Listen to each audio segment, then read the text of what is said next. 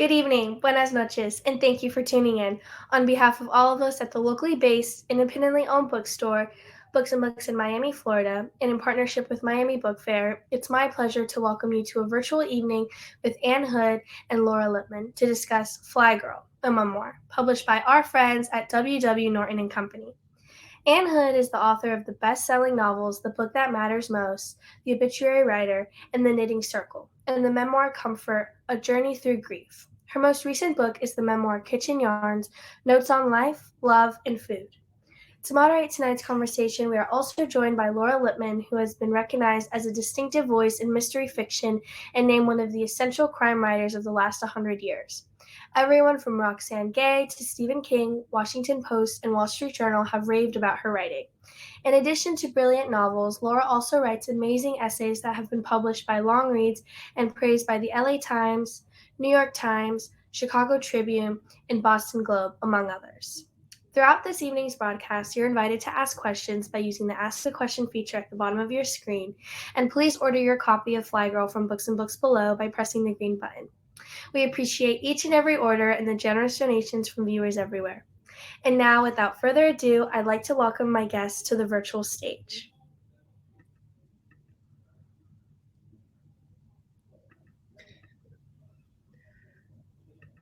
Thank you. Hi, Laura. Welcome aboard our maiden flight of an event for Fly Girl. Oh, the scarf is fabulous. It's jaunty. Your hair is perfect. I've got my scarf on. It's exactly right. The Pope's visit to Guatemala in 1983, but okay. Little earrings, because I read the book very carefully. I'm so happy to be here celebrating this book with you, which I love so much, as you know. Thank you.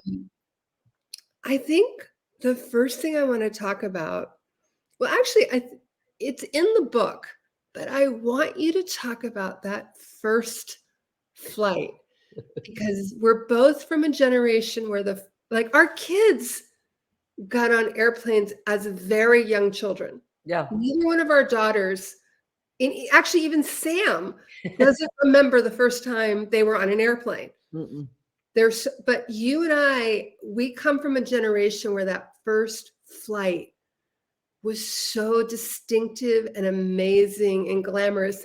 And I just want you to tell the story of the first time you got on an airplane. Oh my gosh. I was 16 years old. I guess it was 1972 or 1. And I had been working for several years as a Marcia Jordan girl, which those of you who are from New England, although someone told me they did have them in Florida. It was the big department store in Boston and all around New England. And they hired 18 models a year. And you just walked around in the back to school clothes and stuff. Anyway, we got paid an obnoxious amount of money.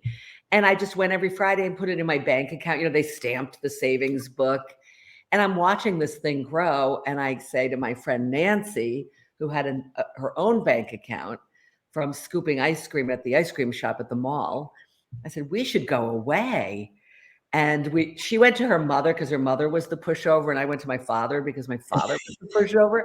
And they're like, sure, go when school's over, go away for a week because you guys work so hard and you'll work all summer. And so my father said, you can go anywhere but New York City. It was so interesting. So we went to the travel agency at the mall where our French teacher worked, he moonlighted there. And he said, you should go to Bermuda. The flight was $99 round trip from Boston on Delta. This is how much I remember it, right? And I even remember how much I paid. My father took us to the airport. For Christmas that year, I had gotten a goldenrod colored set of American Tourister luggage. They didn't wheel, you lugged that suitcase, tried to pick it up. I remember checking in and the actual ticket, you had this ticket and had several copies on it, and they ripped it in one place and they took a copy in another place, and you got your boarding pass. And my father walked us right to the gate in those days, and on we got. I stepped on that plane and my life changed. It had a very particular smell that was fabulous. And then I was shocked when they came around and offered me breakfast. I was like, get to eat on the plate. And it was an omelet. I was like, this is the most delicious omelet. The coffee. My friend and I kept like squeezing each other's hands. We couldn't believe. I mean, I had traveled around with my parents, but only in the United States and Canada, and only in our station wagon. Right. And I had my eyes on those flight attendants because I was already thinking maybe that's the job, that's for me, with the stars in my eyes and my wanderlust. And then we land, and I mean, it was like the best experience of my life. I still remember that I saw the guy in front of me adjusting the jet, Mhm. and I was like, oh, we can touch this stuff. So I remember doing it like that breeze coming on my face. I'm like, oh, this place is heaven. This airplane is heaven. And we get there, we get to this hotel that, our French teacher had booked for us. And we immediately meet this really cute guy. He was 6'7", and he was a basketball player at like Villanova or something. I don't even remember that part. All I know is when he's asking about our flight, he's like, did you have the filet mignon or the eggs Benedict? And I was like, oh, we had an omelet. And he said, oh, we didn't get that choice. I was like, choice? And years later, his words came back. He was like, oh, that was first class. I was in such a daze. I didn't even notice there were people just a few rows ahead of me with a curtain pulled, getting champagne and stuff. I was happy enough in coach. It made my day. Oh, do you remember what you wore? Because I remember what I wore on my first ever flight. Yes, Laura, I remember, and I say this with red cheeks, great embarrassment. My mother took me shopping at the mall for my flying outfit. And we were there like 2 hours. I tried on so many things, and I landed on a white, it was summer, so I'm going to give myself a little leeway with the white, polyester jumpsuit. I think it sounds kind of wonderful, but okay. It was scooped though, and there was a piece that was blue and white polka dots, so it looked like you had a blouse on under the jumpsuit. Almost like it was all one piece, but yeah, okay, I get it. In sleeves, and I wore white sandals, white plastic hoop earrings, and a white and blue clutch. No, I would. Oh my God! I find a photograph. I need to see a photograph of that because I think it. I mean, I just think it sincerely sounds marvelous.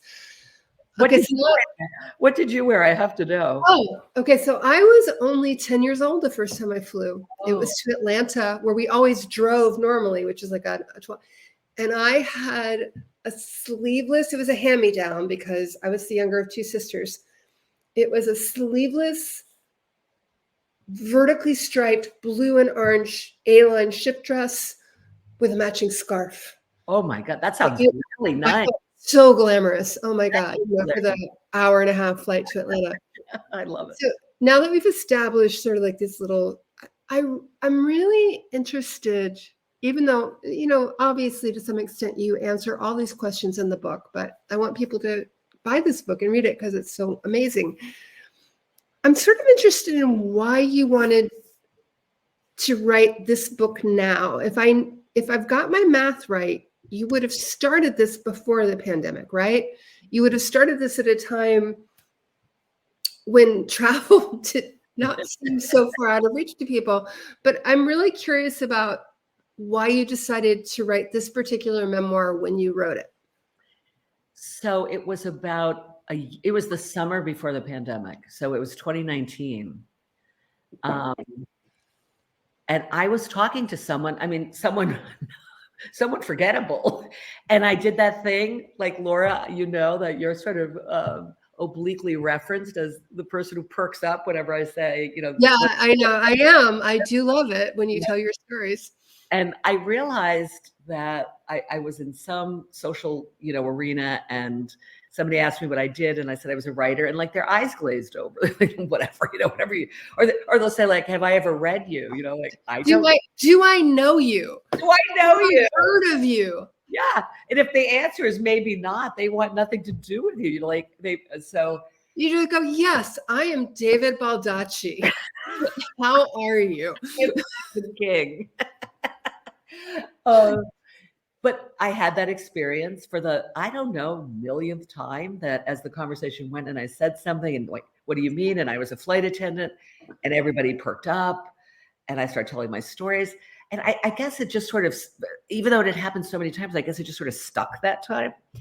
And I realized for the first time that I had this amazing opportunity when I was a flight attendant to be there before aviation and the job changed, and to see the beginning of the change. So I was just in that golden time, that golden period that I saw the golden age of flying, with all the accoutrements and fanciness and glamour and prestige. And by the time I stopped flying in 1986, it was the beginning of what we're used to now. Those kinds of things were just starting, jamming people in, meals being worse. Now there's none. But so I started thinking about it, and I called my agent, and I said, I have this crazy idea. She said, I have been waiting for the day you would the phone call. Everyone wants you to write this book. So I started doing research, including flying out to LA and staying with my old roommate. We're still friends. And, so she was happy to see, but we sat by the pool and we talked about when we lived together, when we were young flight attendants and all of that, and talked to my friend who continued to be a flight attendant for 35 years after I stopped. And then guess what? The pandemic hit. And what better book is there to write when you can't even go to the grocery store and like you're washing your UPS boxes, than to write about the time in your life when you could and did go anywhere. I mean, it was like the best pandemic writing project I could imagine. I mean, you have like a really deep wanderlust. I mean, outside of, let's not talk about the last couple of years, which have been unusual. Yeah. I'm guessing that you've never really stayed in one place much longer than a couple of weeks. I mean, like even when you're in your home base of Providence or New York, I mean, you've been on, how many trips have you been on since the first of the year? Because I've been trying to keep up. And I know you've been to Mexico. It is May. You've been to Mexico. You just went to Crete. We just came back from Greece. Yeah. Where else have you been since the first of the year? Those are the big places. I think those are the only airplane. But we've done some local stuff, like we went up to Woodstock, New York, and things like that. We have a busy summer of travel. I love to travel, and I have all these files, of restaurants in Marrakesh. I mean, I've never been, and by the time I go, they'll probably be outdated. But I read about travel. I love food porn, but I love travel porn just as much. You have that yourself, Laura. Like, you love to sort of. I have the food porn. I don't think I have the travel porn. And I'm actually a little bit nervous because since the pandemic, I have literally been on a plane for a total of 3 round trips. Yeah. Total. And one of those was to your surprise birthday party. Which I'm grateful. Which is great. Which is right before Omicron. But I mean, I think I have a more complicated relationship with air travel than you do. And my sense is that you're just so happy every time you go to the airport. Which a lot of us are not feeling. You're just like, and one thing I'm really curious about is when you're on a plane, are you sort of evaluating the experience through your knowledge of how travel works on the flight attendant level? Are you like watching the flight attendants? Are you noticing things? I mean, talk a little bit about that. Yeah, that's pretty funny. It's both, because I love flying so much. And one of the things that you develop, I think, as a flight attendant is this incredible comfort on an airplane that even if you fly a lot of miles, a lot of people don't ever get. But I'm talking about comfort like we're delayed, the passengers haven't boarded, you're going to be on this plane 2 hours and you flip up all the armrests, you stretch out, take a nap. I mean, it's like your living room. So it's a completely different relationship to the airplane. I know that sounds weird. You know where everything is, every nook and cranny, where they stash the extra peanuts or whatever. And just, it becomes almost like being in your house. So I do have that extreme comfort on airplanes. And you also know, like, when there's like one bell or 2 bells, you know exactly what's going on, which the rest of us don't know. We're like, I just heard, like those 2 tones. And you're like, what does that mean? And right? Do you like literally know what's going on? Yeah, pretty much. I mean, it had some things don't change, and that's one of them, those codes or whatever. But I totally watch the flight attendants. Oh, okay. I totally do. And I have to say, when I was a flight attendant, when people wrote letters, they were put into 2 categories. An orchid letter was that you had done something great. Someone said, oh, Anne was so friendly, or I had a great flight and I was one of the crew members. And an onion letter, which was you did something wrong, and so wrong that they took the time to write a letter. In those days, you had to write the letter, put it, stamp on it, mail it. So like you had to really, an onion letter meant someone really didn't like something. So I write onion and orchid letters about almost every flight I take. Oh my God. Okay. Because I was sitting here thinking, I have never in my life had an experience so bad that I wanted to tell anyone about it. I mean, I will say that, like, I've had some flight attendants who were so mean to me that it felt almost like a prison scenario. Yeah. I felt like I was up against letter. But I also was like, wow, they are really under some pretty tough. You see, I don't feel like I can fairly evaluate them, is what I would say. So I don't think, oh my goodness. I will say that I will upgrade myself. People will be like, why did you upgrade yourself on that flight? And it's like, I just wanted people to be nice to me. It's not about the meal. It's not about the free alcohol. I just want to sit in that part of the plane where they're obligated to try to be nice to you.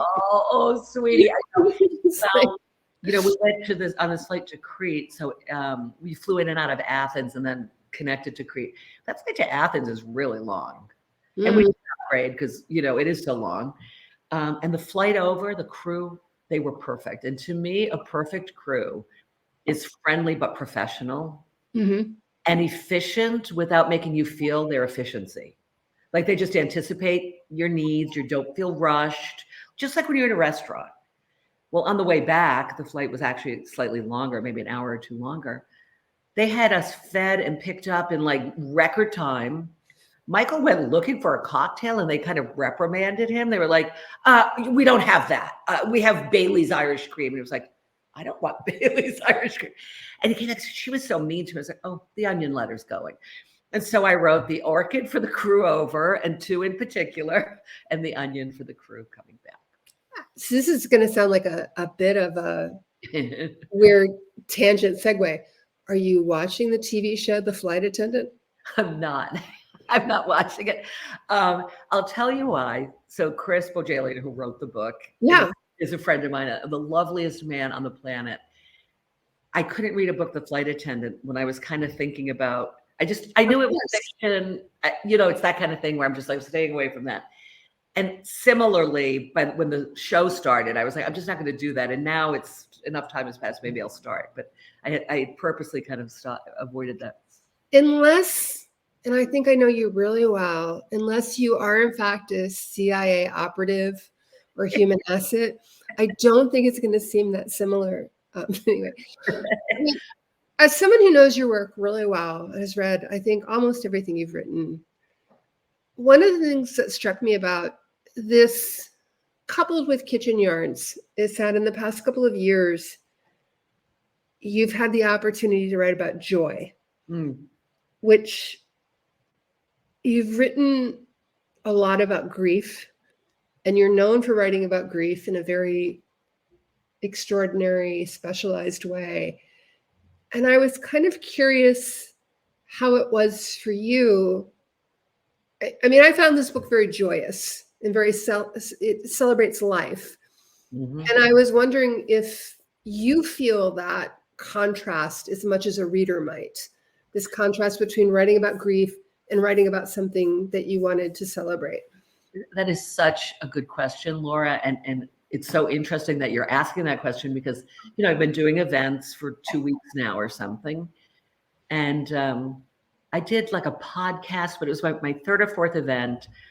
And I said bye to the people. And I sat there for like a full minute saying, I'm having fun talking about this. And it was a brand new experience. And so I didn't really think about it as far as the writing, but that made me think about it because I thought this book is about having fun. I mean, there's some serious stuff and some tragic stuff, Yeah, some sad things happen. but it is about a young girl who loved her job, who saw the world change, and was a part of like a big cultural part of history. What's wrong with that? And the questions people ask, I laugh during interviews, 100%. I get a question about the Mile High Club, and I'm like, this is funny stuff though, and everybody's curious about what really goes on and about the job. And it has been such a different experience. I mean, it is interesting. And you deal with this in the book that you had a job that is one of the most sexualized jobs for women that exist. I mean, I'm really trying to think. This question is not something I prepared in advance. I have all my notes in front of me, but I'm like, I cannot think of a more sexualized, non-sexual job than flight attendant. I agree with you.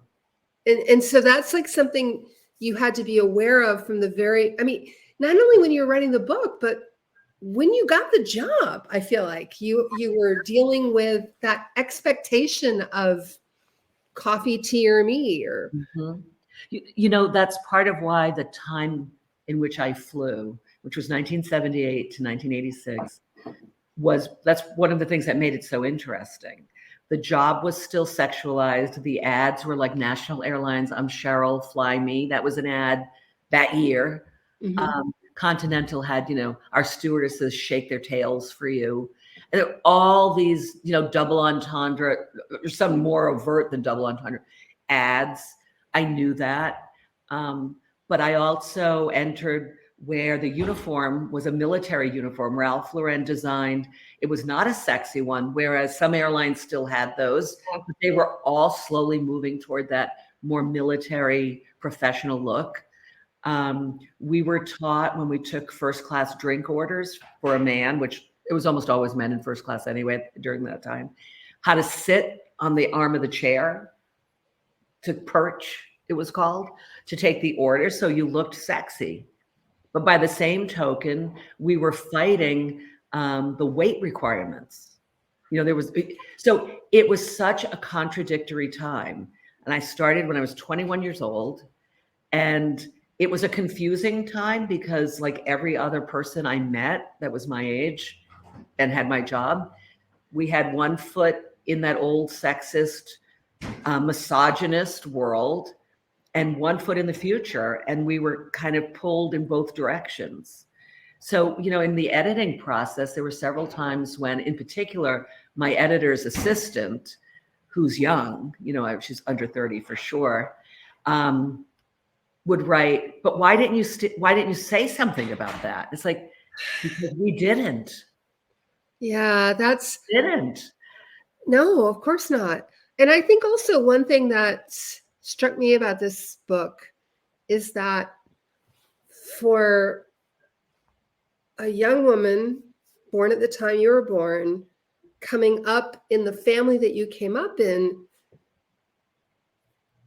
I don't think there was a better job for you in your early 20s that would have set you up better to become the writer that you became. I mean, it's sort of like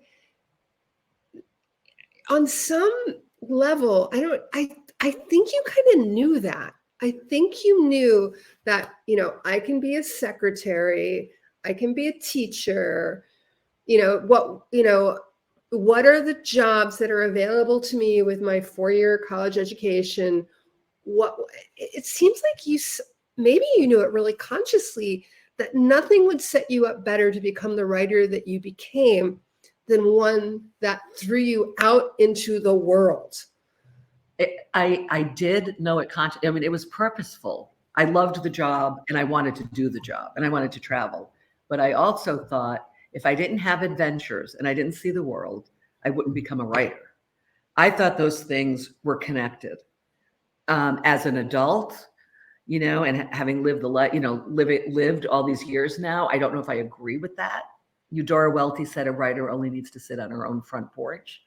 I agree with that, maybe as much, if not more. But I thought, I've lived in this small town. I've been on an airplane by the time I got that job. Well, I took flights for the interviews, but I mean, I'd gone on trips maybe 3 times. And I felt like I need to experience life so I can write about life. So that was very purposeful. Yeah, no, it's I mean, I think, and also it's amazing how hard it was to become a flight attendant. It's hard. Isn't that funny? I didn't get hired by like 3 airlines.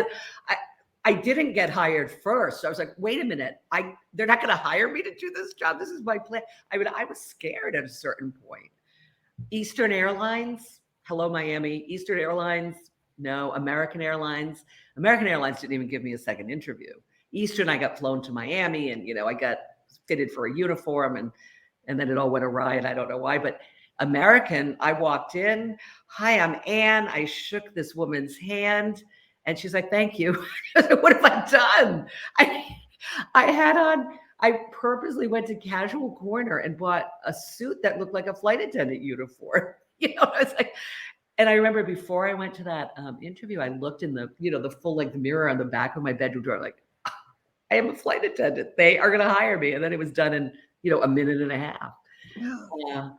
So anyway, my father kept saying, that's because you're not the right look or type for them. Every airline has their own thing going. And he was right. You know, the ones I got hired were the ones that I fit best.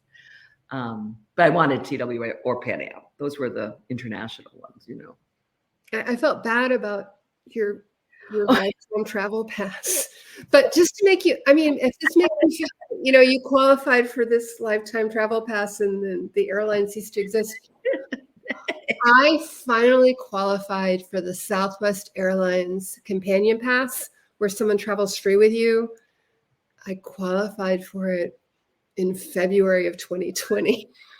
Oh my God. And Laura, I hope they gave it to you anyway, or no? No. I mean, I got to use it once, and I think they extended it for a year. But at a certain point, like, I mean, it's such a strange thing. This is like such a weird little segue, but as someone who used to be on a plane once a month, yeah, and now I like go and check in for, I'm actually going to fly in about 2 weeks.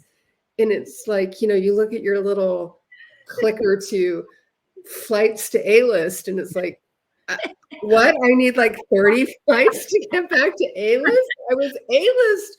Oh, I mean, we should tell the story that I was so committed to my A-list rating that one year when I was falling short, I flew to Providence to have lunch with you. And I mean, I almost feel like the main character in Goodfellas, he's like, you know, now I'm just a civilian like everybody else. So I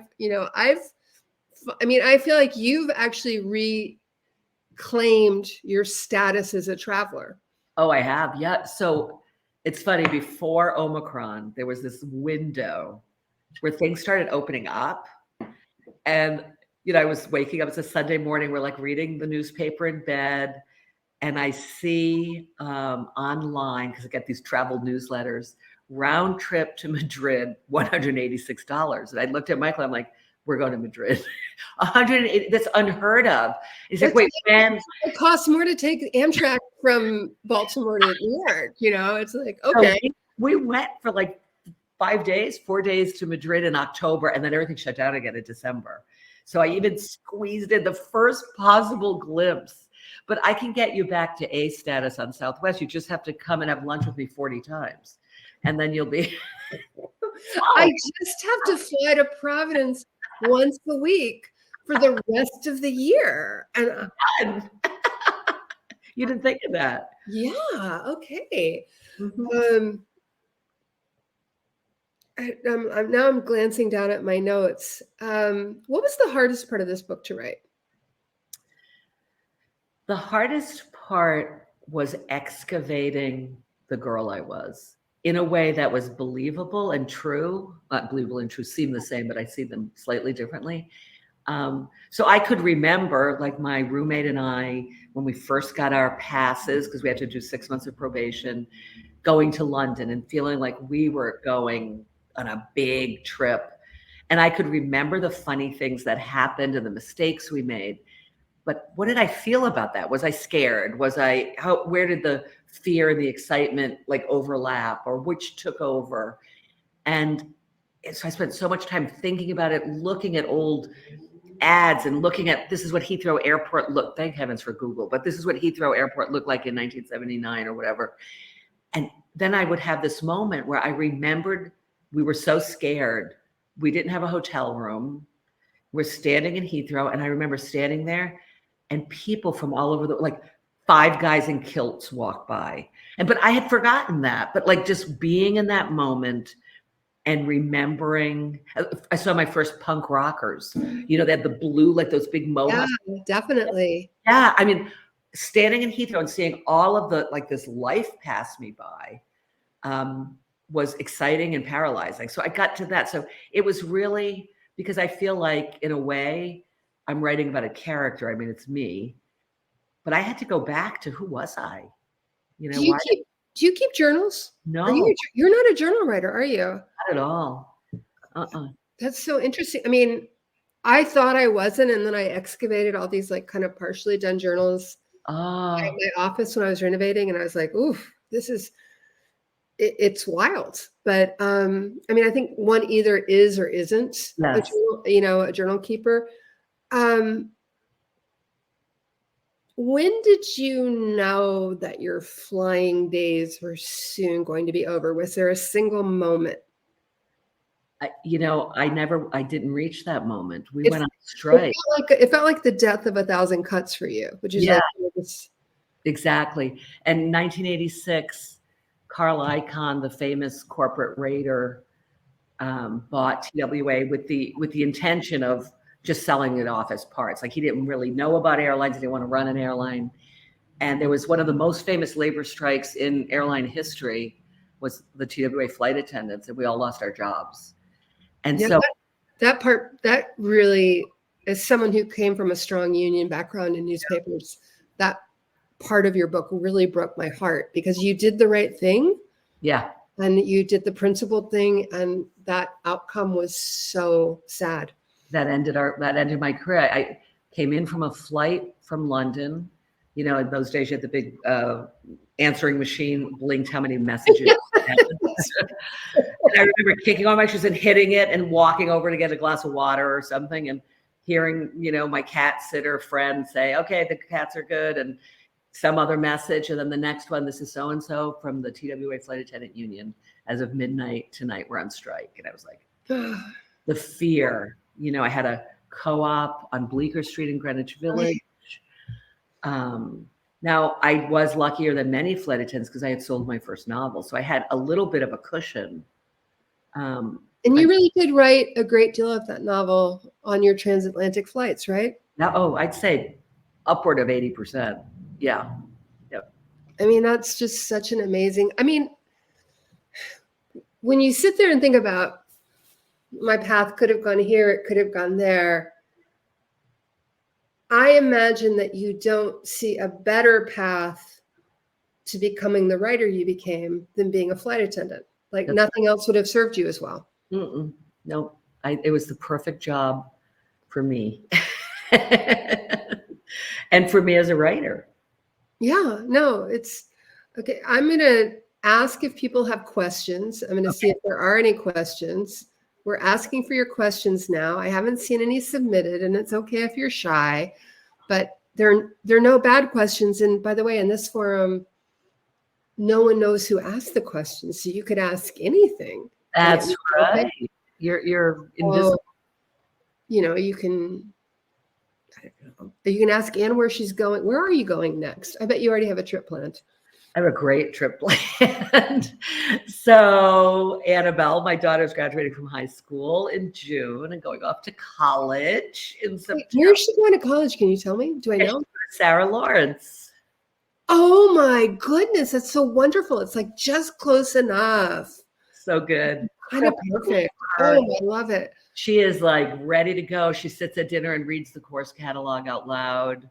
She wanders into a room with her Sarah Lawrence sweatshirt on. She's super excited.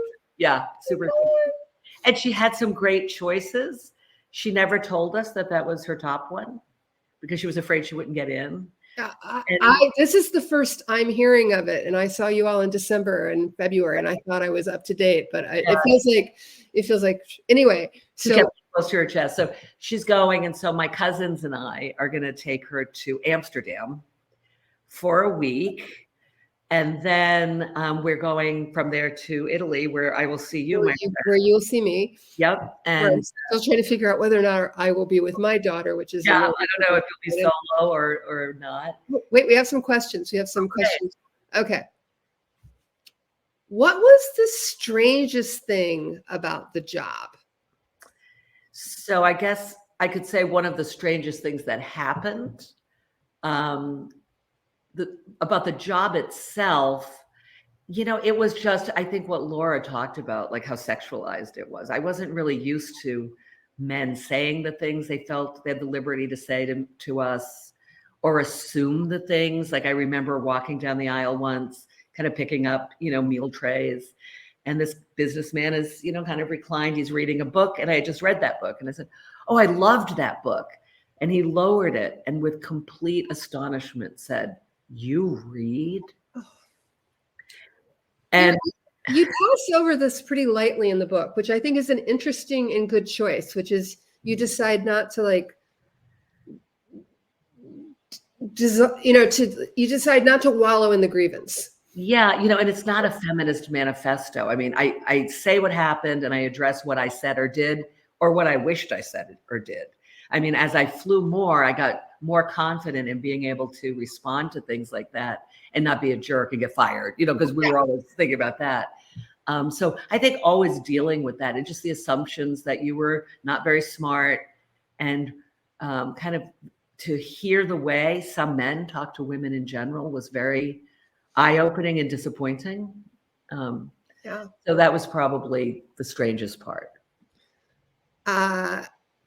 How has the writing changed from the first novel to Fly Girl now? They added congrats to Annabelle.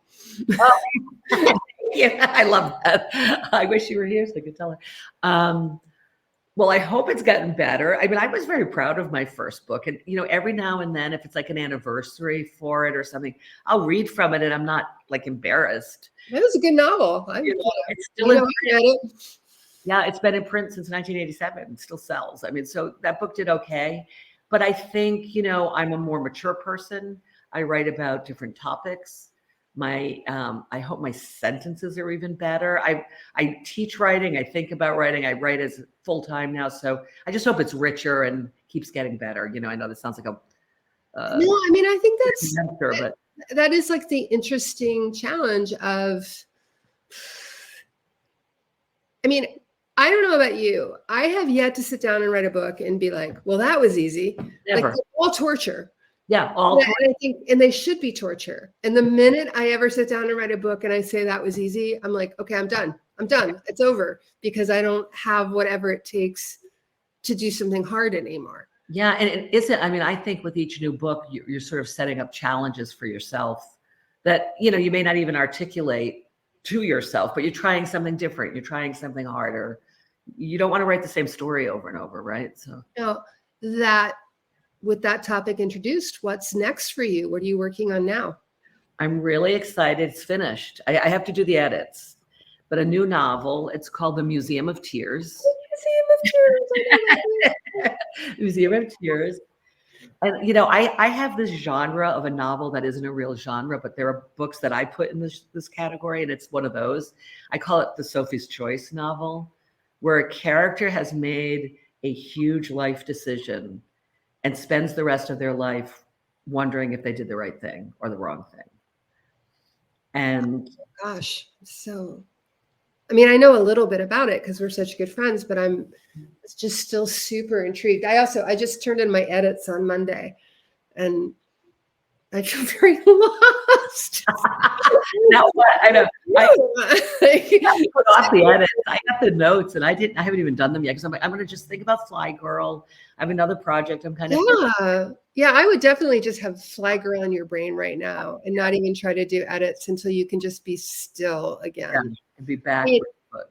Yeah, people love this question, and it occurs to me, as long as I've known you and as much as we've talked, I don't actually know the answer to this question.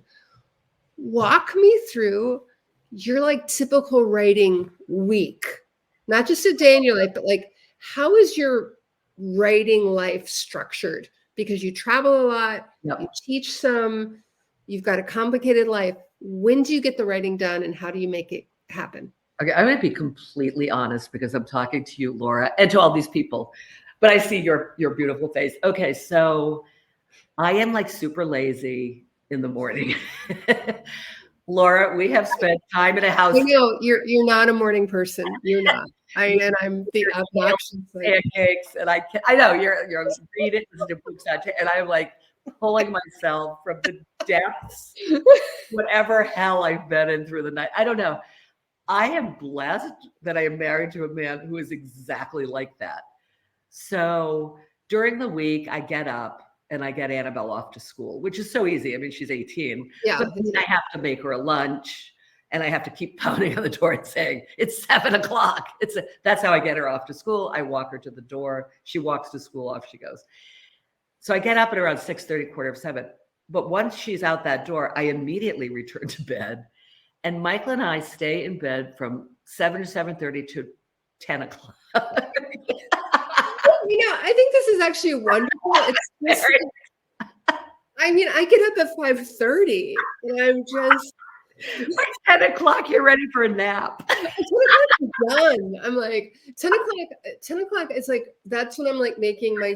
Anyway, it's not important, but I find it very admirable, because I actually do think, though, and you and I both been on the receiving end of this, which is so many people come to us and say, how do I write? How do I get this done? Yeah. And a big part of it is being extremely in tune with your own rhythms. Absolutely. Who are you? No one teaches you that, but that's the best. I mean, to say you have to get up and write 2 hours a day is like the worst advice for writers. You have to figure out what works for you.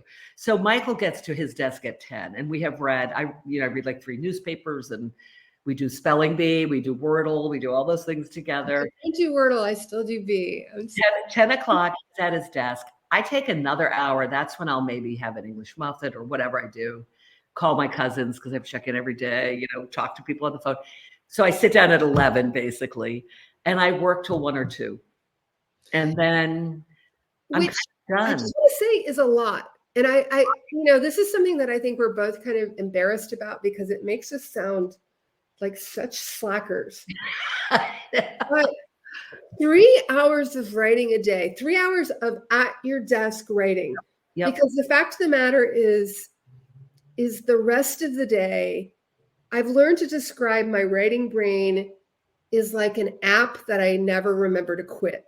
And it's always on in the background. That is the best analogy. I love that. It's like it's using up energy. It's wearing down the battery. Yeah. I'm not conscious of it, but it's you're so right. 3 hours. You're always thinking about it. Yeah. Yeah. It's like okay, we've got another question from the crowd. Let me look at this. Are there any passengers that you wonder what happened to them? Any stories you felt you couldn't tell? Definitely stories I couldn't tell. One thing I did is, if a celebrity or a politician behaved badly, I didn't name the person, because I don't have any, axe to grind with them. I didn't want to, that wasn't the point of telling the stories. And there's a terrible story about a writer, actually, that's in the book. And I don't name that writer. And I have told that story. I've dined out on that story an awful lot. And I've never told anybody who it was, because I don't need to. I do wonder about a couple passengers, which I'll tell you quickly. I once had on a flight the bridesmaids for a wedding, and the maid of honor, the whole wedding party, for a wedding that afternoon. And I remember when they boarded, I thought with their gowns in like the bags, I remember thinking, boy, I would have left the day before. I mean, I just remember having that thought, and boy, was I right. We got delayed. The flight at one point was going to cancel. They did not make the wedding. And I've often wondered, what the heck happened? Did the bride and groom get married anyway? Did they wait? Did these people just show up super late? Like, those are the stories I don't know the endings of. A guy who was seeing his children for the first time after an acrimonious divorce and had gone to Marshall Fields. I was flying out of Chicago and bought all these presents. He had like 3 bags of the most beautifully wrapped presents. There was a big snow delay. He got off without the presents. So we landed and I looked and they were all his presents and he was on his way to make up to his children. So what happened? Did he realize the presents don't matter? Did the kids ever forgive him? I mean, so, you'd see the beginnings and not the ends of so many stories. Oh, that's such an interesting way to put it. To see and so you became a writer and now you write the endings. Now, yes, I give them endings. You write the endings. We have come to what should be our end. Oh, wait, there's one more question. I'm going to look at this one last question. Okay. Do you write by hand or type? And do you sweep through your first draft as a discovery or work it deeply? Do you research as you go before or after? It's all great questions. All great questions. I write on the computer and I revise on hard copies with a pen. So interesting. And do you research as you go, or do you? All my research first, and I spend a very long time, even with novels. When I wrote The Knitting Circle, I researched knitting, paintings that had knitting in it, the earliest knitting referenced, all of this. And then one day I was reading and almost ordered a book on how to make Latvian wedding mittens. And I thought, my research is done. Because I never put this in the book, and I will never knit a Latvian wedding mitten. I've researched as much as I need to. The funny thing is, I take all these notes and have index cards, and I never look at them. Once I do all the research, it's just like I'm building the world, unless I have to fact check something. That's actually a note that I give some students, which is just race through a draft without consulting your notes, whether it's fiction or memoir. Or nonfiction, just go. Yeah. Because the facts are actually pretty easily checked. And it's like, just find that momentum. We have one more question. I can't bear to leave anyone out. From a fellow FA, this is just like the cruise passengers. I don't know what that means. From a fellow flight attendant, that is just like the cruise passengers. Clearly a comment about something, but I think but I don't think so. We should wrap up.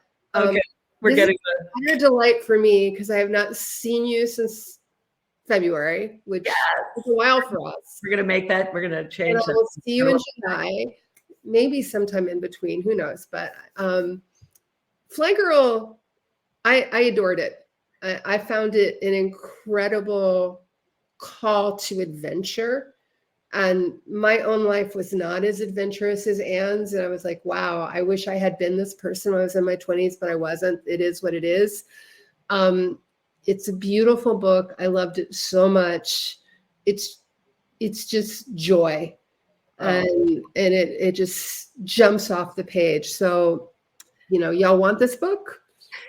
And I guess I have to say goodbye. I guess we're done. Oh, Laura, thank you so much. And thank you, Books and Books. How I wish we were sitting there in person, and we're going out now for some great. No, that would be really fun. We would all like to. Good night, everybody. Thanks, Laura. Oh, here we go. We're Thank you both for joining us tonight. And I personally can't wait to read this book. So thank you everyone for joining us. And don't forget that you can purchase your copy from Books and Books in store or online. And thank you both. And I hope everyone has a great night. Bye. Thanks, Laura. Talk to you soon. File out in an orderly fashion. Thank you for flying with us. Have a great day.